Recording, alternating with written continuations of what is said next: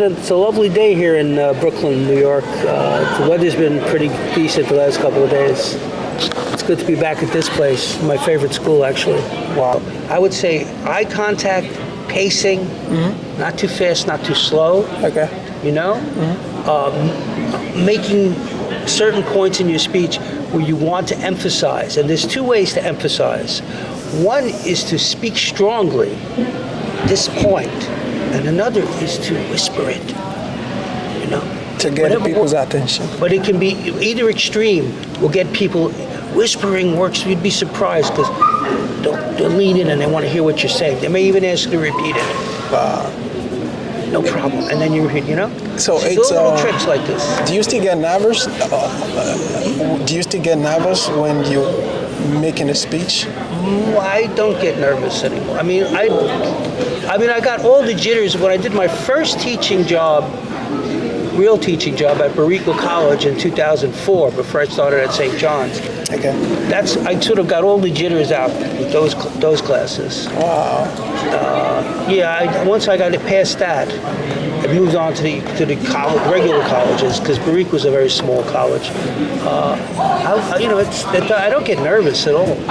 So how do you just go in prepared? I just go. Look, I use cue cards for my teaching, as I think I mentioned to you. And last night I had 6 cue cards, and that was my class. I worked right off of them. You know.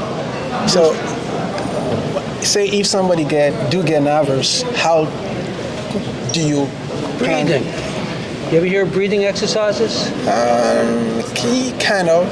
Even if you have to mark it on your cue cards, stop, pause, breathe. Well, then go on to the next you, one. though. That's okay. They know you're human and you have to breathe like everybody else. Okay. You know, pausing is a very effective way, but you have to know where to do it in your speech. But it's not a bad idea to actually do it at certain points. So it's sort of like obvious to you. You know where you were pausing, and at those moments, take a deep breath, look around, and then you go on. You know, and you know you don't have to smile like, but give a. I think amiability is important. Okay. You know, you want to present a friendly persona. You want to project a friendliness. You know, and you don't want to. If someone is heckling you or something, you know what a heckler is. The comedians, somebody in the audience goes. Yeah. That's not going to happen in a speech, but somebody might say something you don't care for. You just have to let it roll off. Let it roll off your back. Thank you so much, Professor. So, to round it off, anything else? Yeah. To round it off, because I don't want to take much of your time. So. This is fine. Okay. Let me ask you one more question before I leave. What about sometimes, when people get in front of the crowd and they forget everything they want to say, how do you come back? Cue cards. Have those points on those cards. If you don't, TM, if you've got the cards ready, your whole speech structure is right there in your hand. You don't have to be big. I have to remember. It's right there. Right there. You don't have to be worried about remembering, because there's my point. How do I want to say that? How do I want to express this point? And then this is the creative part, because then you create off the top of your head a sentence or two or three to make that point. You can practice this too. And you say you have some inhibition about hearing your own voice. Record yourself, which you probably do. You're doing that now, recording yourself. Yeah. Listen, you don't sound that bad. You sound fine. Sometimes I don't know, but I feel like I sound so tiny. Like I want my voice to be. You don't have a small voice. You have a good sized, medium sized voice. Oh, okay. It's a fine voice. Nothing wrong with your voice. Okay. That's all I could say. You need to develop a little confidence. You think so? I would think so.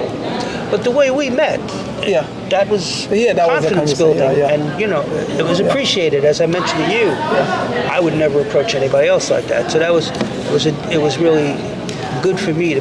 We had a good talk. But could it be like a sign of weakness or something? Yeah. What is weak? Because I come across something the other day. They said when you ask too much questions, that you tend to put the person that you're asking in the position of authority, and you put yourself low. That most people that ask questions, it's pretty much that they don't know all the time.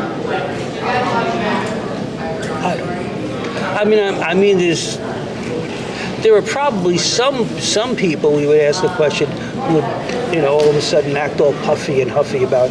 But I think most people would be amenable if you were asking, in a sincere way about something, and they thought they could share some information that would be helpful.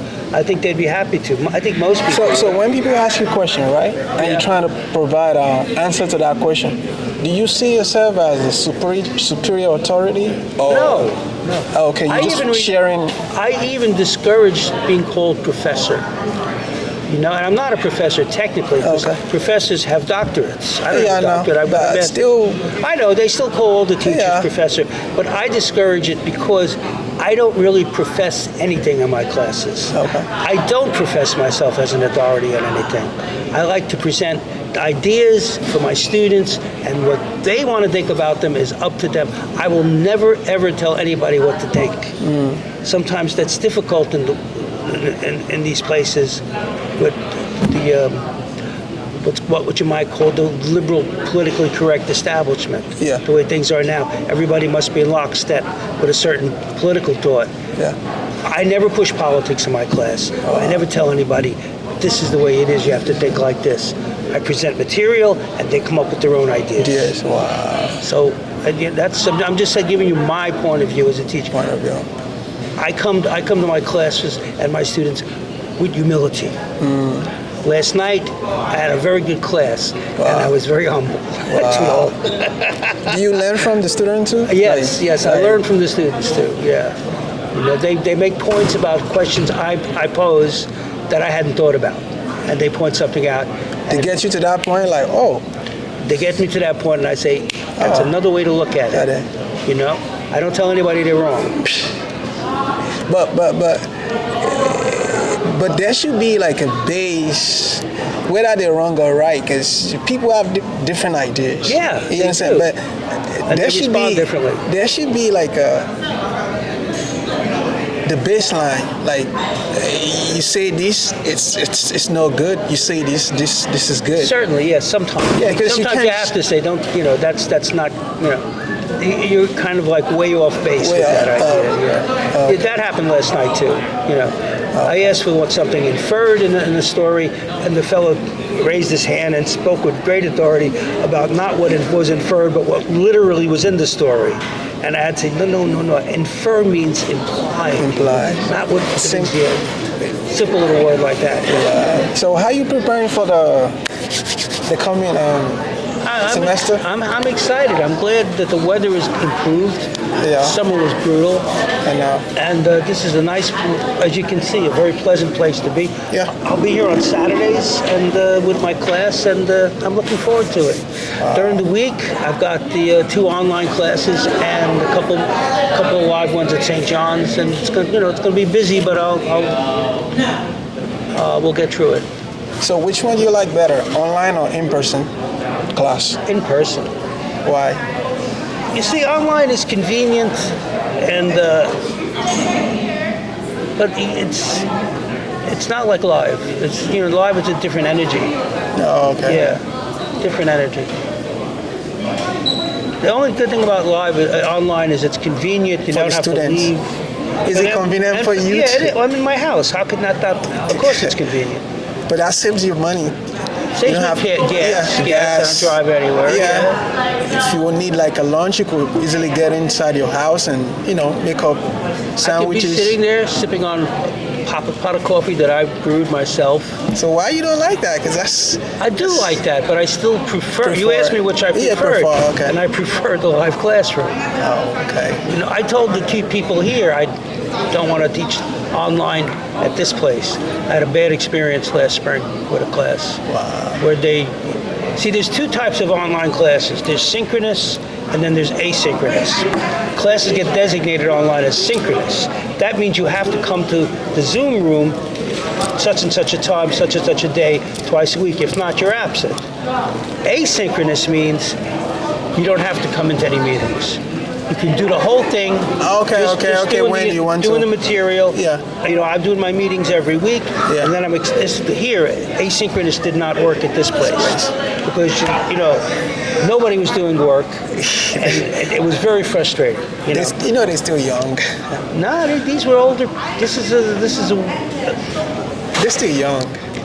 Yeah, maybe that was it. But that was a frustrating experience, and then they were all scrambling at the last 2 weeks of class to get everything done. It was so annoying, you know. So any last word, before we round it off? I appreciate the opportunity to air my thoughts about what I do, and this was no imposition. I enjoyed speaking to you, and I enjoyed telling you what I'm about. And my advice is to anyone who sees or hears this is public speaking is a valuable thing to learn and practice. We all have something to share. It could be about anything, but you shouldn't have any inhibition about getting up and speaking.